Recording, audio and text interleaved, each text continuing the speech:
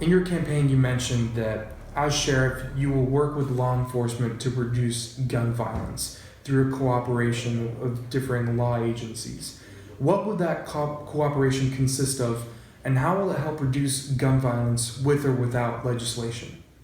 Well, first of all, it looks like the Second Judicial District Investigative Bureau that I already talked about, that's one huge piece of that. The second piece of that is, in terms of driving down the gun violence in our community, is making sure that the Sheriff's Office and the Tallahassee Police Department, and understanding that the city of Tallahassee is really the linchpin in terms of the crime that takes place in our community. Most of the population of Leon County is in Tallahassee.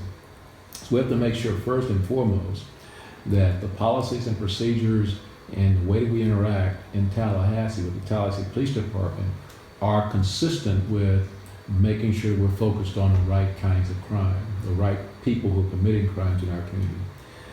And then we have to make sure that we do an education program. One of the things about violence, gun violence, perhaps we've talked about this, but one of the things we have to do is make sure that we focus on the whole issue of violence in our community. That unfortunately, we are we have it's like 6 guns per household.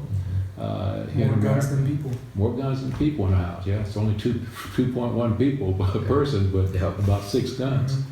And nothing wrong with guns. I mean, I support the notion that the Second Amendment says that we can, in fact, and should bear arms. That is perhaps what keeps us safe in this nation, that anybody attacking us knows that every citizen here is armed. And that's a deterrent.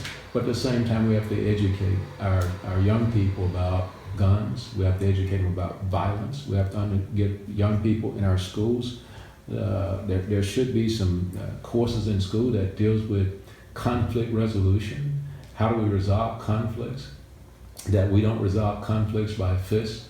I mean, when I was growing up as a kid, quite honestly, I'll be honest with you, this is, again, sort of a mindset we have in America. When I was a kid, and 2 kids got into an argument, and we'd have the gym coach, he'd say, okay, we're going to take you in the ring, and you guys put on some boxing gloves and you box it out.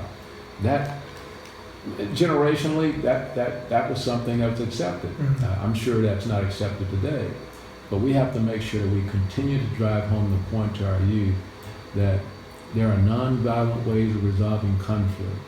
And when we don't do that, kids, particularly growing up in impoverished circumstances, find themselves resolving issues and not having the ability to sit down and communicate their frustrations and issues in a productive way, turn to violence.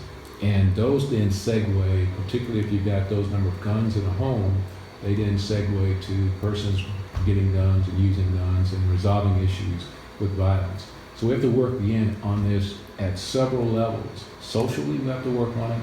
We have to work on it in terms of police officers interacting with citizens.